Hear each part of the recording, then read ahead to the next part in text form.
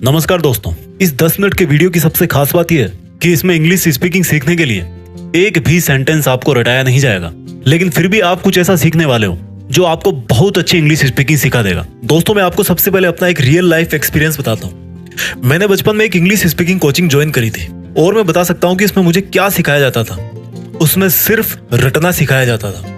हम लोगों को डेली 10 सेंटेंस रटना पड़ता था और उन 10 सेंटेंस को रट करके हम एक रूम में बैठ करके उनको फिर बोल बोल करके प्रैक्टिस करते थे। लेकिन मुझे काफी लंबे टाइम के बाद में समझ में आया कि जिस बंदे से, जिस कोचिंग से मैं इंग्लिश स्पीकिंग सीख रहा हूँ, उसको सिर्फ पैसे लेने से मतलब है। वो पैसे लेता है, अपना कोर्स खत्म करवाता है और उसके बाद आप पे है कि आप उसको कैसे प्रैक्टिस में लेते हो, क्योंकि ये उसका बिजनेस था।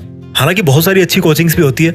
मैंने काफी लंबे टाइम के बाद में ये समझा कि एक ऐसा तरीका है जिससे कोई भी बंदा घर पर बैठकर एकदम फ्री में बिना कोई 1 रुपया दिए इंग्लिश स्पीकिंग सीख सकता है, वो भी एकदम हाई लेवल की। दोस्तों, आपको लाइफ में कितनी बार ऐसा फील होता है कि यार मेरे पास नॉलेज अच्छा है, मेरी पढ़ाई में मार्क्स भी अच्छे आते हैं, मैं ठीक ठाक दिखता भी हूँ, लेकिन इस इंग्लिश की वजह से मैं आगे नहीं बढ़ पाता, या इंटरव्यू में पास नहीं हो पाता, या लोगों को इंप्रेस नहीं कर पाता।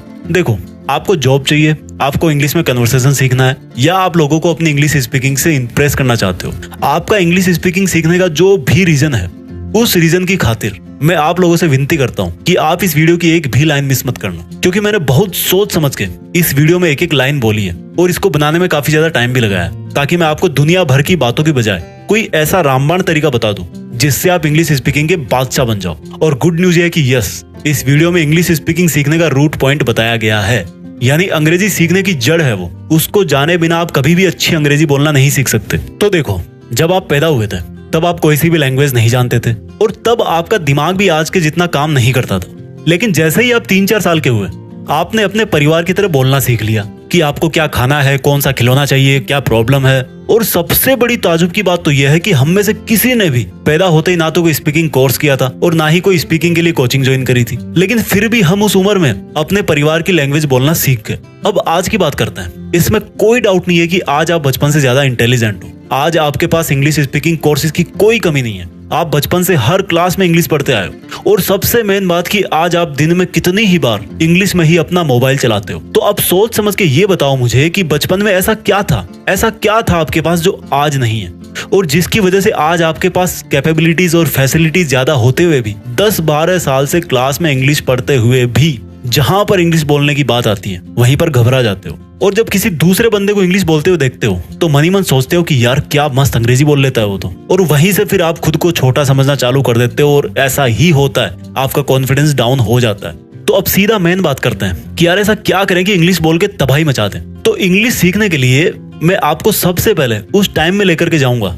जब आपका जन्म हुआ था, क्योंकि आज हमें वहीं से सीखना है। मेरी बातों को ध्यान से समझना। जब आप छोटे थे तो आपके चारों तरफ जितने भी लोग थे वो सब के सब एक लैंग्वेज में बात करते थे। चाहे आप हिंदी परिवार में पैदा हुए, चाहे आप बंगाली परिवार में पैदा हुए, या फिर आप किसी तमिल, तेलुगु, किसी भी लैंग्वेज के परिवार में आप पैदा हुए, यानी कि आपके चारों तरफ हमेशा वो लोग थे जो उस लैंग्वेज को बोलते थे। और आपकी मजबूरी कह लो या कुछ भी कह लो, आपको भी वही सुनना पड़ता था जो आपके घर वाले बोलते थे। अब यहाँ से 2 बातें निकल के आई है।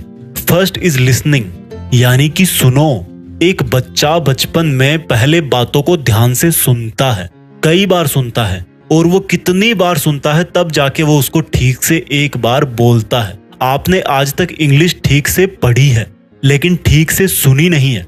आपने जब भी इंग्लिश में कोई मूवी देखी या न्यूज देखी तो हमेशा ये सोचकर उसको अवॉइड करने की कोशिश करी कि यार इसमें मजा नहीं आ रहा, हिंदी में देखता हूं। और वहीं से आपने इंग्लिश को इतना टफ मान लिया कि वो आपके सबकॉन्शियस माइंड में बैठ गया कि इंग्लिश सीखना टफ है। एक बार किसी बड़े म्यूजिशियन ने कहा था कि अगर आप म्यूजिक सीखना चाहते हो ना तो म्यूजिक को ठीक से सुनना सीखो, और जब आप सुनोगे तो 50% म्यूजिक आप ऐसे ही सीख जाओगे। सेम चीज आज हम यहाँ पर इंग्लिश स्पीकिंग में अप्लाई करने वाले हैं। इंग्लिश लिसनिंग, यानी कि ध्यान से अंग्रेजी को सुनना सीखो। ये बहुत आसान है और बहुत ही इफेक्टिव है, क्योंकि इंग्लिश स्पीकिंग हम लिसनिंग और स्पीकिंग से ही सीख सकते हैं। राइटिंग और रीडिंग तो हम कितने ही सालों से करते आ रहे हैं, उससे नहीं सीखने वाले। सबको पता है कि गो का मतलब जाना होता है, इसकी सेकंड फॉर्म वेंट होती है और थर्ड फॉर्म गॉन होती है, लेकिन मेरे भाई उनको यूज कहाँ करना है, कैसे करना है, ये आप सुनकर और बोलकर ही जान पाओगे। अब बात आती है कि चलो समझ गए, सुनना है, लेकिन क्या सुने। देखो, अगर आपको इंग्लिश मूवी देख रहे हो तो उसको इंग्लिश में ही देखो, उसकी दूसरी लैंग्वेज में डबिंग मत देखो।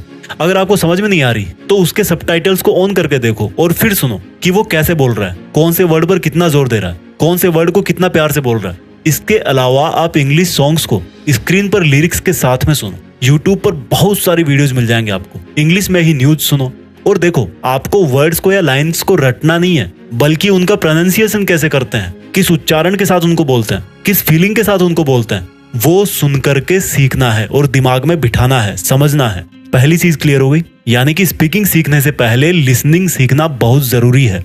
अब दूसरी चीज के लिए वापस चलते हैं आपके बचपन में। जब आपको कोई बोलता था कि बेटा देखो ये शेर है, अब ये बकरी को खा जाएगा, तो आप अपने दिमाग में सोचते थे कि अच्छा ये शेर है, ये बकरी को अब खा जाएगा।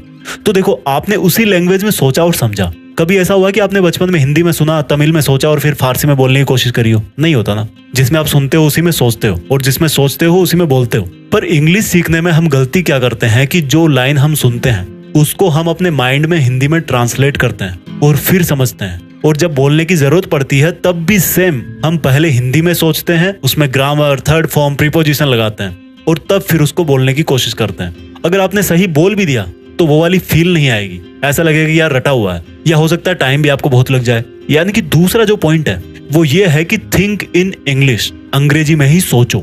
जिस तरह से आप अभी मेरी आवाज सुनकर के हिंदी में ही समझ रहे हो, उसी तरह से इंग्लिश को भी सुनकर के इंग्लिश में ही समझना है। धीरे धीरे प्रैक्टिस करो, हो जाएगी। तो अभी तक आपने दो चीज सीख ली, यानी कि पहली है लिसनिंग, अंग्रेजी में सुनो, दूसरी है थिंक इन इंग्लिश, इंग्लिश में ही सोचो। अब तीसरी चीज के लिए वापस चलते हैं आपके बचपन में। आपके बचपन में आपकी मजबूरी थी कि आपको भी वही लैंग्वेज बोलनी पड़ती थी जो आपके घर वाले जानते थे या बोलते थे, और अगर आप ऐसा नहीं करते तो वो कभी समझ ही नहीं पाते कि आपको चाहिए क्या, प्रॉब्लम क्या। यानी कि तीसरी चीज है आपका माहौल, आपकी कंपनी। अब आप बोलोगे कि यार मैं तो गांव में रहता हूँ, गांव में किसी को आती नहीं इंग्लिश, और जिसको नहीं आती उसके सामने बोलने का भी कोई मतलब नहीं है। तो आप क्या करो, आपके पास मोबाइल है, उसका वॉइस रिकॉर्डर निकालो और जो भी आप सोच रहे हो उसको बोलने की कोशिश करो और रिकॉर्ड करते जाओ। अपने मोबाइल का फ्रंट कैमरा ऑन करो और जो भी आपके मन में आए, जो भी आप सोच रहे हो, जैसा भी आप फील कर रहे हो, आपको जितनी भी टूटी फूटी इंग्लिश आती है उसमें बोलने की कोशिश करो, रिकॉर्ड करते जाओ। और आप हर एक हफ्ते बाद में ये चेक करो कि पिछले हफ्ते में कैसा बोल रहा था और आज मैं कैसा बोल रहा हूँ। जब आपको पता लगेगा कि यार मेरी इंग्लिश स्पीकिंग में इंप्रूवमेंट हो रहा है, तब आपका बहुत कॉन्फिडेंस बढ़ेगा। देखो, किसी मंजिल पे चढ़ने के लिए एक एक सीढ़ी से होकर जाना पड़ता है, ठीक है। और क्या कर सकते हो प्रैक्टिस के लिए? आजकल हर किसी के पास बात करने के लिए मोबाइल में अनलिमिटेड बैलेंस रहता है, तो आप अपना कोई ऐसा फ्रेंड ढूंढो जो इंग्लिश सीखने को लेकर सच में सीरियस हो, और उससे जब भी आप बात करो तो इंग्लिश में ही करो। आपको जैसी भी आती है, जितनी भी आती है, आप वही बोलो। और जब बात खत्म हो जाए तो उस लाइन को पहचानो जो आपने रॉन्ग बोली हो, और फिर अगली बार उसको सुधारना है। यानी कि किसी भी तरह से आपको अगर हो सके तो डेली कम से कम 1 घंटा तब तक प्रैक्टिस जरूर करनी चाहिए, जब तक आपको नहीं लगे कि आपका कॉन्फिडेंस बढ़ गया है। और जब आपको लगने लगे कि अब मैं ठीक बोलने लगा हूं, तो उस प्रैक्टिस ड्यूरेशन को फिर कम कर सकते हो। जब आप ठीक ठाक बोलने लगो तो अपने इस लेवल को और ऊपर करना है। यानी कि जैसे कभी आपके पास किसी कंपनी का कॉल आ गया मोबाइल पे, या आप बैंक में गए किसी काम से, तो वहां पर आप हिंदी के साथ में इंग्लिश को भी मिक्स करने की कोशिश करो। एग्जाम्पल दे रहा हूँ, बहुत बार जरूरत पड़ती है अपने को, रटना मत लेकिन इस लाइन को। जैसे मान लो आपको किसी अनजान से पेन मांगना पड़ गया, होता ना ऐसा बहुत बार, तो क्या बोलोगे? एक तरीका तो ये कि भैया थोड़ा पेन चाहिए था, और एक तरीका ये कि excuse me, can I have your pen for a minute, थोड़ा सा लिखना था। यानी कि जिस लाइन में आप कॉन्फिडेंट थे उसको इंग्लिश में बोल दिया और उसके अलावा हिंदी में बोल दिया, तो क्या बिगड़ गया? देखो, पूरा फन है इसमें। जितना आपको आता था उतना आपने बोल दिया, आपका कॉन्फिडेंस ऊपर हो गया। घबराना नहीं है ज्यादा। इस तरह से आप कहीं भी इंग्लिश स्पीकिंग का माहौल बना सकते हो। अब दोस्तों, बात करते हैं इस वीडियो के सबसे जरूरी पार्ट की, जो मुझे लगता है कि बताना बहुत जरूरी है, कि क्या अंग्रेजी सीखना वास्तव में जरूरी है। देखो दोस्तों, कोई भी लैंग्वेज का पर्पस सिर्फ और सिर्फ दूसरों की थॉट्स को समझने और खुद की थॉट्स को दूसरों को समझाने के लिए होता है। आजकल बहुत सारे जॉब्स में आपने देखा होगा कि उसमें इंग्लिश स्पीकिंग कंपलसरी होती है, क्योंकि उन जॉब्स में उन लोगों से बात करनी पड़ती है जो इंग्लिश बोलना प्रीफर करते हैं या सिर्फ इंग्लिश ही जानते हैं। या मान लो आपको टूरिस्ट गाइड बनना है और कोई विदेश से आ रहा है, इंग्लिश ही आती है उसको, तो भैया आपको इंग्लिश आनी ही चाहिए। तो अगर आप जिस फील्ड में जाना चाहते हो उसमें इंग्लिश होना कंपलसरी है, या आपका बहुत मन करता है कि यार सब अंग्रेजी बोलते हैं तो मैं भी बोलूं, तो अच्छी बात है, सीखो, कोई दिक्कत नहीं है। लैंग्वेज है ये, लैंग्वेज सीखने में कोई दिक्कत नहीं है, कोई बुराई नहीं है। लेकिन अगर आपको लगता है कि जो भी काम मैं कर रहा हूँ उसमें इंग्लिश स्पीकिंग सीखना उतना जरूरी नहीं है, तो फिर आपको परेशान होने की जरूरत नहीं है। आप जो भी लैंग्वेज बोलते हो वो आपके लिए मोर देन सफिशिएंट है। अब आप मुझे ये बताओ, जीत फिक्स के इतने सारे वीडियोस देखे आपने, जहां तक मुझे याद है मैंने शायद ही किसी वीडियो में इंग्लिश में कोई पूरा सेंटेंस नहीं बोला होगा। बट इट डजंट मीन कि मुझे इंग्लिश नहीं आती, बट जरूरी नहीं है उसकी, क्योंकि जितने भी आप लोग इस चैनल से जुड़े हुए हो वो सब और खुद मैं भी हिंदी से बहुत प्यार करते हैं। लेकिन अगर फिर भी आपको कभी लगता है कि यार पता नहीं कब जरूरत पड़ जाए, थोड़ा सा लो कॉन्फिडेंस फील होता है जब कोई इंग्लिश बोलता है सामने तो, और आप सोचते हो कि यार थोड़ी सी अंग्रेजी तो सीख लेता हूँ, तो आप इन टिप्स को ध्यान में रखो। First is listening, second is think in English, and last but not least third one is the माहौल। भाई माहौल बनाओ, सीख जाओगे, लेकिन हिंदी से प्यार करना छोड़ना मत। जय हिंद, वंदे मातरम।